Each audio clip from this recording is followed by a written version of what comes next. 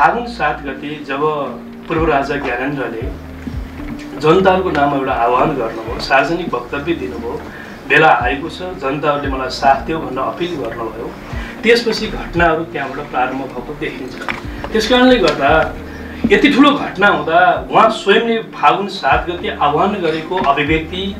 सार्वजनिक मतबाट उत्साही भएर जे घटनाहरू पछिल्लो चरणमा हामी भइरहेका देखेका छौँ, त्यो दिनको घटनासँग जोडेर उहाँले कुनै पनि प्रतिक्रिया पनि आजसम्म त्यति ठुलो क्षति भएको छ, मृतकप्रति न श्रद्धाञ्जली न परिवारजनमा समवेदना, सार्वजनिक प्रश्नहरू उठेका छन्। उहाँको सम्बन्ध छ छैन त्यो राज्यको कुरा होला, तर सार्वजनिक प्रश्न के उठेको छ भने उहाँको आह्वानपछि उठेको यस्तो प्रदर्शन, हिंसात्मक घटना,